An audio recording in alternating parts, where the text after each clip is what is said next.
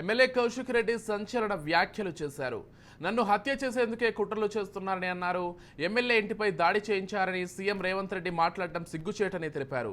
CM Revanth రెడ్డిపై case నమోదు చేయాలి, మాపై దాడులు చేస్తే సీఎం ఎందుకు చర్యలు తీసుకోలేదని ఎమ్మెల్యే కౌశిక్ రెడ్డి ప్రశ్నించారు.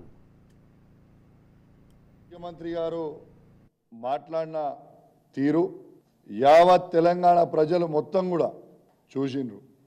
ఏమని చెప్పిండు?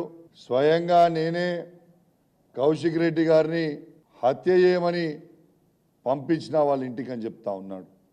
డైరెక్ట్గా ఇండైరెక్ట్గా స్వయంగా ఒక ముఖ్యమంత్రి ఈ విధంగా ఈ రాష్ట్రంలో మాట్లాడుతుందంటే, స్వయంగా ఒక ముఖ్యమంత్రి ఒక శాసనసభ్యుని మర్డర్ చేపించడానికి ఇంటికి పంపించిండంటే ఇది ఎంత పెద్ద సిగ్గుచేటు అనేది యావత్ తెలంగాణ ప్రజలందరూ కూడా గమనించాలని నేను విజ్ఞప్తి చేస్తా ఉన్నాను.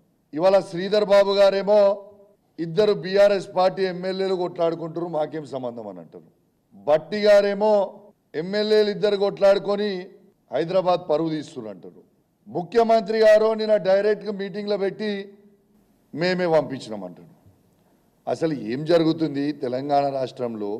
అసలు లా అండ్ ఆర్డర్ ఉన్నట్టా లేనట్టా ఏం జరుగుతుందని నేను అడుగుతా ఉన్నా.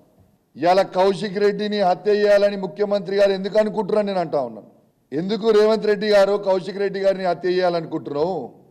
ఎందుకంటే కేసీఆర్ గారి నాయకత్వంలో బీఆర్ఎస్ పార్టీ పక్షాన ప్రజల పక్షాన గట్టిగా గలమింపిస్తున్నా అని చెప్పి నన్ను హత్య చేయాలనుకుంటున్నావా? నేను స్వయంగా ఇవాళ డీజీపీ గారిని, హోమ్ సెక్రటరీ గారిని దీని మీద స్పందించాలని నేను కోరుతా ఉన్నాను, నేను డిమాండ్ చేస్తా ఉన్నాను.